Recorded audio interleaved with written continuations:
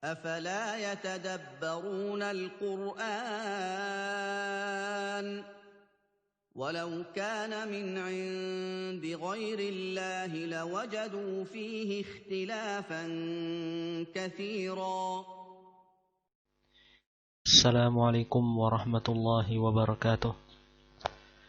Alhamdulillahi rabbil alamin. Wal aqibatu lil muttaqin. Wala udwana illa 'alal zalimin. Asyhadu an la ilaha illallah wahdahu la syarika lah. Ilahul awwalin wal akhirin. Wa asyhadu anna Muhammadan 'abduhu wa rasuluh. Al-Mustafa al-Amin. Salawatullahi wa salamuhu alaihi wa ala alihi wa sahbihi ajma'in wa man tabi'ahum bi ihsanin ila yaumiddin, amma ba'd. Ikhwani fid din rahimani wa rahimakumullah, ma'syarat tullab. Hafizakumullahu jami'an. Al-yawm insyaallah ta'ala ma'ana darsun fi madati ulumil Qur'an. Pada hari ini insyaallah ta'ala kita masih dengan pembelajaran ulumul Quran, dan ini pertemuan yang ke-6 untuk materi pembelajaran ini. Baik, pada pertemuan yang ke-6 ini ikhwas sekalian, kita insyaallah ta'ala akan sedikit mengupas, membahas tentang hadis An-Nabawi, Al-Hadithun Nabawi. Baik, meskipun pembahasan ini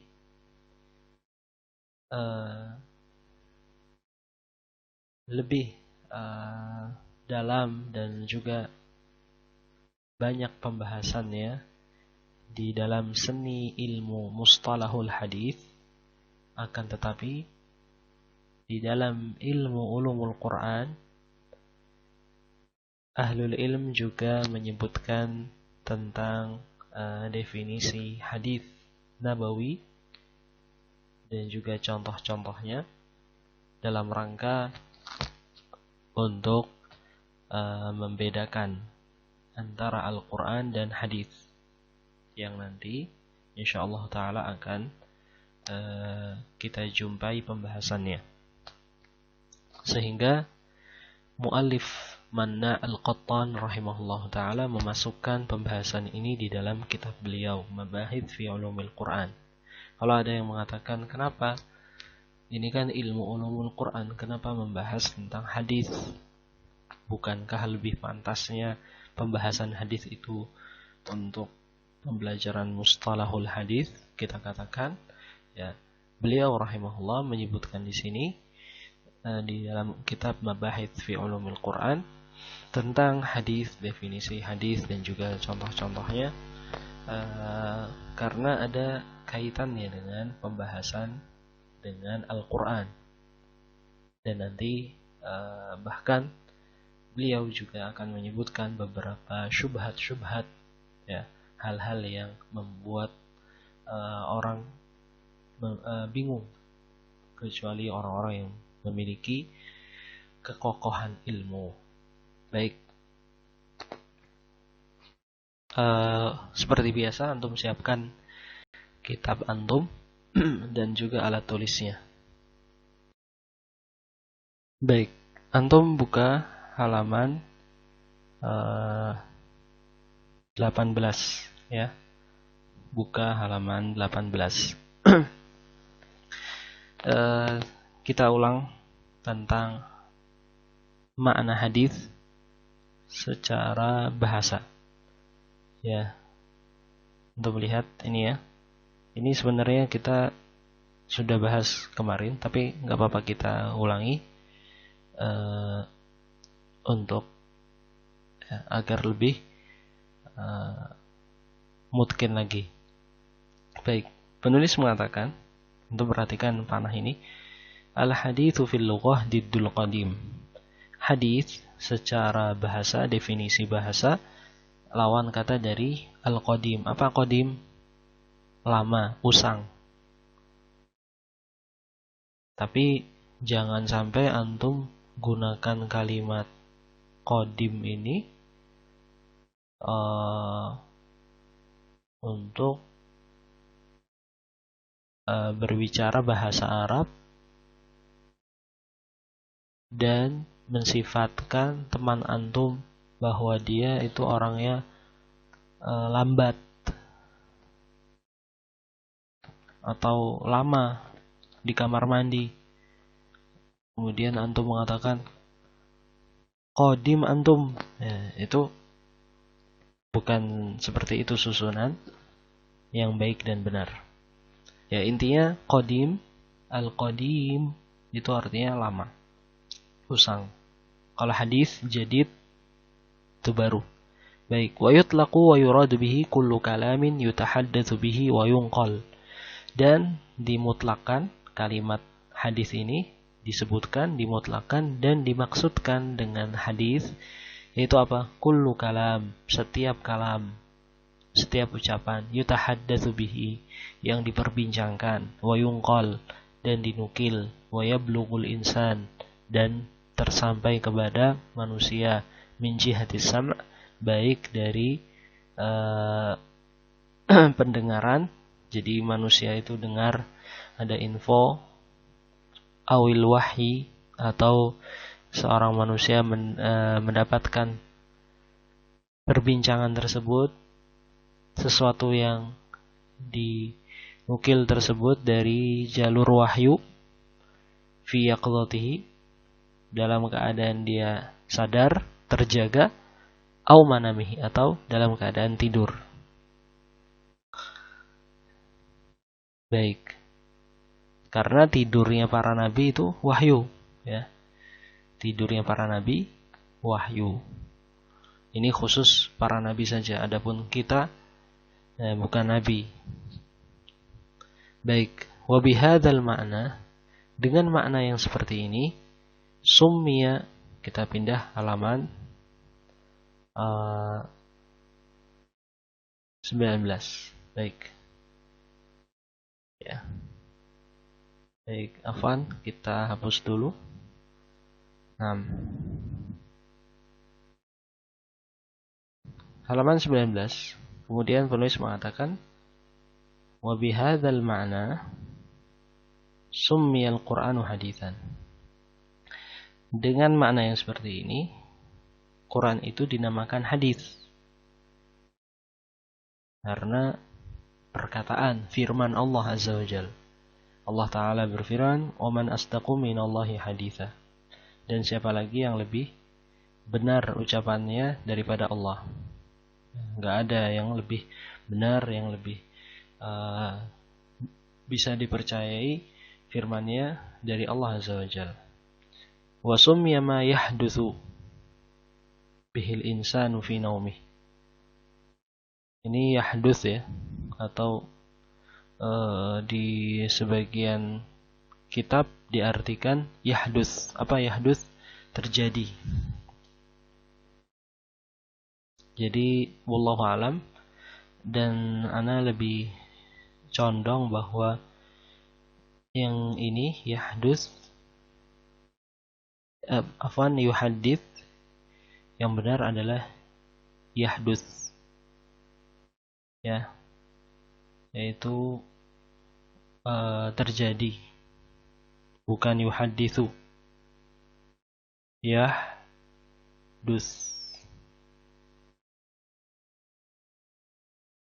Baik, artinya terjadi, bukan yuhaditsu ya. Wa summiya ma yahdutsu bihil insanu fi naumih, juga hadis.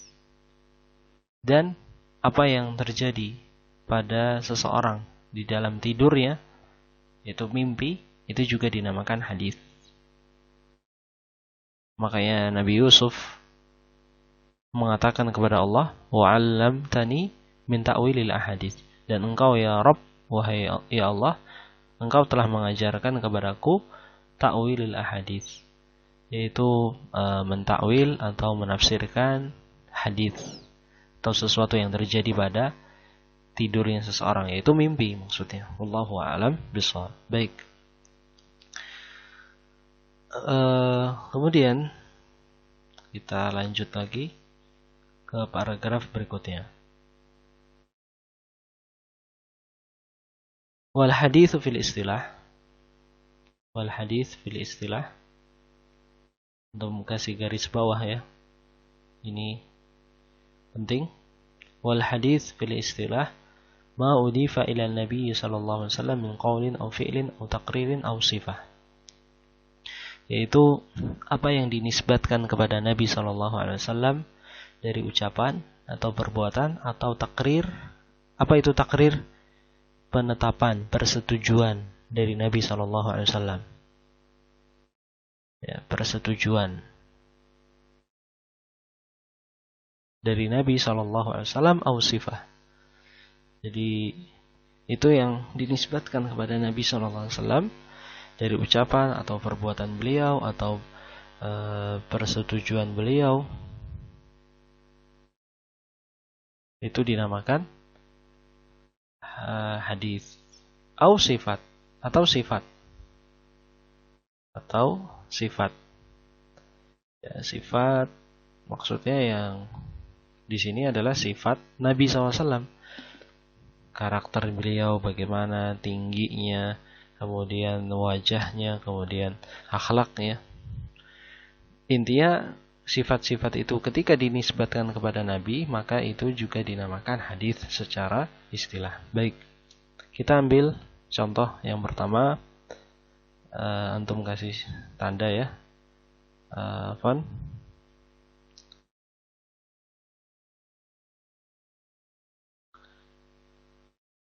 Baik, yang pertama al-qaul.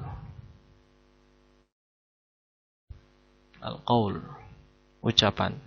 Contoh hadis dari sisi ucapan. Seperti sabda Nabi SAW, innamal a'malu binniyat wa innamal likulli imri'in ma nawa. Sesungguhnya amalan-amalan itu tergantung pada niatnya, dan setiap orang akan mendapatkan balasan ganjaran setiap apa yang dia niatkan. Ini sabda Nabi SAW ya. Ketika dinisbatkan kepada Nabi SAW, maka dia hadis dari sisi ucapan, hadis qauli. Baik, contoh yang fi'il, yang apa? Perbuatan Nabi SAW. Kalladzi thabata min ta'limihi li ashabihi kaifiyatas shalah. Seperti yang telah tetap, thabata telah tetap, min ta'limihi dari pengajaran Rasul sallallahu alaihi wasallam li ashabihi kepada para sahabatnya kaifiyatas shalah, tata cara salat. Jadi Nabi SAW mengajarkan tata cara salat kepada para sahabat, ya kan, dengan gerakan. Ketika gerakan tersebut dinisbatkan kepada Nabi alaihi salatu wasalam, itu adalah gerakan Nabi, maka itu hadis fi'il, hadis fi'ili. Setelah Nabi SAW mengajarkan salat kepada para sahabatnya radhiyallahu taala anhum, beliau mengatakan, "Shallu kama ra'aitumuni usalli." Salatlah kalian sebagaimana aku salat. Baik. Pertanyaannya, Nabi SAW sudah wafat, ya kan? Sudah wafat. Lalu bagaimana ya dengan hadis Nabi SAW? Ya, Afan, maksudnya tadi bagaimana dengan sabda Nabi SAW, "Shallu kama ra'aitumuni usalli." Salatlah kalian sebagaimana kalian melihat aku salat, ya kan? Sekarang Nabi SAW sudah wafat. Lalu bagaimana dengan sabda Nabi SAW ini? Maka tentu mau tidak mau kita harus mempelajari tata cara salat Nabi SAW. Dengan seperti apa? Ya, dengan belajar kepada para ulama, mencontoh kepada mereka, karena para ulama adalah orang-orang yang berilmu, yang mana para ulama itu juga mengambil dari para imam-imam sebelumnya, yang mana imam-imam sebelumnya juga mengambil ilmu dari para sahabat radhiyallahu taala anhum. Seperti itulah. Dan sahabat mengambil ilmu dari Rasul sallallahu alaihi wasallam. Baik. Wa ma thabata min kaifiyati haji, dan apa yang telah tetap dari tata cara haji Nabi sallallahu alaihi wasallam. Itu Nabi SAW haji ya. Kemudian para sahabat meniru haji Nabi SAW. Gerakannya, tata caranya. Wa qad qala, dan Nabi SAW sudah mengatakan, khudhu anni manasikakum. Ambillah dariku manasik kalian, ibadah kalian. Kalian mencontoh aku. Gitu. Adapun iqrar, persetujuan dari Nabi SAW, contohnya adalah ka'an yaqra'a, atau afwan, ka'an yuqirra amron alimahu. Seperti halnya Nabi SAW yukir. Apa yukir?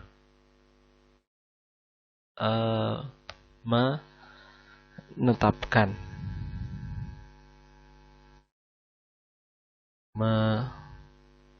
Menetapkan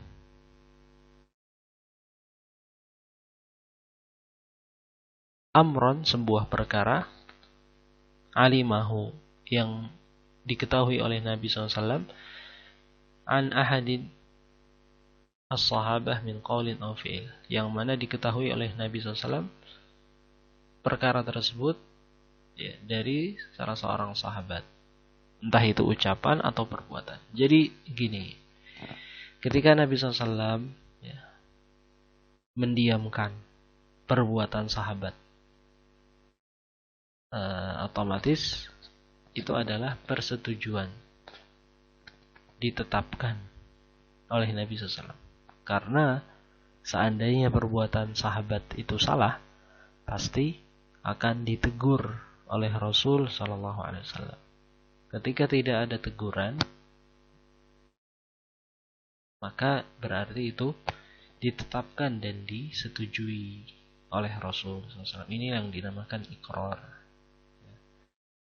Contoh, afwan, sebelumnya sawa'un akana dzalika fi hadratihi sallallahu alaihi wasallam, baik sama saja apakah itu terjadi pada saat Nabi SAW hadir.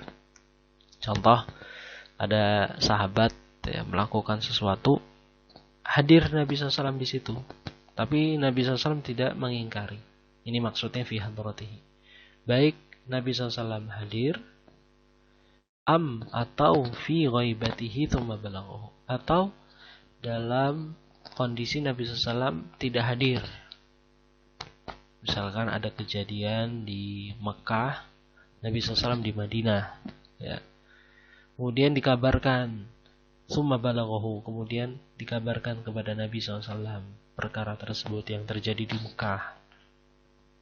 Ini juga, kemudian Nabi SAW menetapkan tidak mengingkari, maka ini juga termasuk hadis iqrar. Contoh, min amthalatihi, di antara contohnya, ini penting ya, antum kasih garis bawah atau antum stabilo nggak apa-apa. Aklud dhab ala ma'idatihi, dimakannya ad-dhab. Ad-dhab itu seperti biawak, ala ma'idatihi, di apa ma'idah, meja makannya. Nah, bagi antum yang belum tahu itu apa ad-dhab, sebetulnya apa itu ad-dhab ya. Baik, ad-dhab itu seperti kadal ya. Baik. Nah, bagi antum yang belum tahu apa itu ad-dhab, ini ad-dhab. Nah, antum lihat, ini ad-dhab ya. Masya Allah. Kira-kira di Indonesia ada apa tidak ini hewan yang seperti ini? Ya, kita lihat. Nah, ini wajahnya. Ad-dhab, Masya Allah. Ya. Dia seperti biawak ya, tetapi dia lihat buntutnya itu berduri. Nah, ini yang dinamakan ad-dhab. Ada kemiripan dengan biawak ya atau komodo, tapi ini yang dinamakan ad-dhab seperti ini.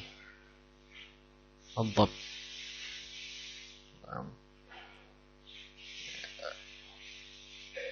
Baik, ini ad-dhab. Jadi ketika para sahabat memakan ad-dhab di meja makan Nabi SAW pada saat Nabi SAW hadir, ya, Nabi SAW tidak mengingkari. Ini bukti bahwa makan ad-dhab boleh memakan ad-dhab. Kita kembali ke kitab. Jadi itu ya, ketika para sahabat makan ad-dhab di meja makan Nabi SAW, tetapi tidak diingkari, maka ini termasuk iqrar. Ada juga contoh lain, ma ruya min anna Rasulullah SAW ba'atha rujulan ala sariyah. Apa yang diriwayatkan bahwa Nabi SAW mengutus salah seorang sahabat ala sariyah. Apa itu sariyah? Peperangan yang tidak diikuti oleh Rasul SAW. Nah, ketika Nabi SAW menunjuk salah seorang sahabat untuk menjadi pemimpin di peperangan tersebut, sahabat itu yang menjadi pemimpin di peperangan itu, beliau ketika mengimami, yaqra'u, maksudnya membaca di sini adalah mengimami, menjadi imam untuk para sahabat yang lain. Beliau setiap akhir rakaat membaca Qul huwallahu ahad. Ya, menutup salatnya dengan membaca surat Al-Ikhlas. Ya, ini kenapa? Misalkan baca Al-Fatihah, ya, kemudian baca surat Al-Ghasyiyah, setelah itu baca surat Qul huwallahu ahad dalam satu rakaat. Ya, dalam satu rakaat 2 surat. Setiap kali membaca di dalam salat diakhiri dengan membaca surat Al-Ikhlas. Falamma raja'u, ketika mereka pulang, zakaru dzalika lahu alaihi salatu wassalam. Mereka para sahabat yang lain melaporkan hal itu kepada Nabi SAW. Faqala, maka Nabi SAW bersabda, saluhu, tanyakan dia, li ayyi syai'in yasna'u dzalik, untuk apa dia lakukan hal itu. Fasa'aluhu, maka para sahabat bertanya kepada orang itu. Faqala, maka orang itu yang mengimami, setiap kali mengimami dan menutup salatnya dengan membaca surat Al-Ikhlas, mengatakan alasannya, li'annaha sifatur rahman, karena di surat Qul huwallahu ahad Al-Ikhlas itu ada sifat Ar-Rahman. Wa ana uhibbu an aqra'a biha, dan aku suka untuk membacanya, membaca surat Al-Ikhlas itu. Faqala Nabi sallallahu alaihi wasallam, maka Nabi sallallahu alaihi wasallam bersabda, akhbiruhu annallaha yuhibbu, beritahulah kepada orang itu bahwa Allah Ta'ala mencintainya. Masya Allah. Di sini ada sebuah faidah ya. Ada sebuah faidah, ikhwas sekalian, bahwa ketika kita cinta kepada Allah, Allah akan cinta kepada kita. Ketika Allah sayang kepada kita, ketika kita mencintai Allah, maka balasannya pun Allah akan mencintai kita. Dan ini juga termasuk tanda-tanda kecintaan Allah. Di antara tanda-tanda Allah mencintai hambanya adalah hambanya itu semakin taat kepada Allah. Nah, sahabat ini yang menjadi imam, dia memiliki ketaatan beramal soleh. Nah, ketika Allah memberikan taufik kepada seorang hamba untuk rajin, semangat, taat ibadah, ini bukti ya, salah satu tanda bahwa Allah mencintainya. Masya Allah. Semoga kita termasuk orang-orang yang dicintai oleh Allah Subhanahu wa taala. Allahumma amin. Baik, kita lanjut ke sifat. Hadis juga termasuk di dalamnya sifat. Kalau sifat dinisbatkan kepada Nabi SAW, maka itu juga termasuk sifat. Ya. Penulis mengatakan, kama ruwiya min annahu sallallahu alaihi wasallam kana daimul bisyri. Apa yang diriwayatkan bahwa beliau sallallahu alaihi wasallam, Nabi sallallahu alaihi wasallam, kana daimul bisyri. Apa daimul bisyri? Selalu tersenyum. Masya Allah. Ya. Selalu tersenyum. Ini satu. Sahulal khuluq. Apa sahulal khuluq? Familiar. Gampang orangnya, luwes, mudah. Layyinul janib. Apa layyinul janib? Lembut, santun. Laisa bifadhin, ya. Apa laisa bifadhin wala ghalid? Fadhin keras, ya. Ghalid juga sama keras. Makanya Allah Ta'ala mengatakan walau kunta faddan ghalidhal qalbi. Faddan ghalidhal qalb. Antum coba lihat terjemahannya di surat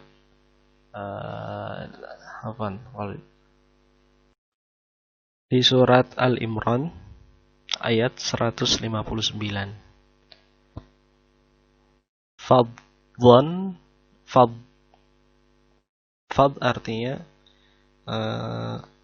bersikap keras. Ghalid, wala ghalid, apa ghalid?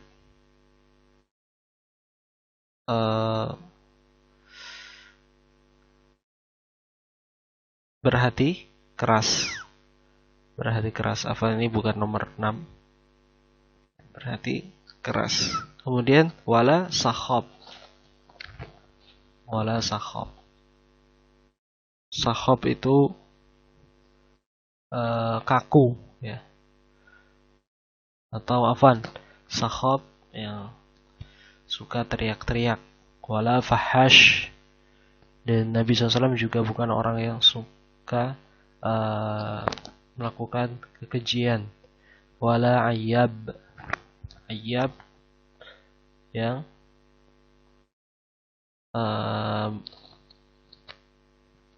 memiliki suka mengumbar atau membuka aib.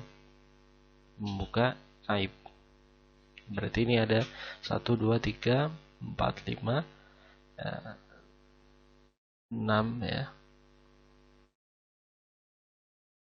6, 7, 8, 9. Ya, harusnya 6-nya di sini. 7, 8. Nah, ya kurang lebih 8 sifat atau 9.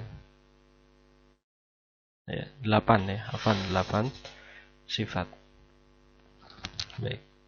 Nah, ini sifat-sifat ini ketika dinisbatkan kepada Nabi SAW, maka ini juga termasuk hadis ya, dari sisi yang ditinjau dari sisi penyebutan sifat Nabi SAW.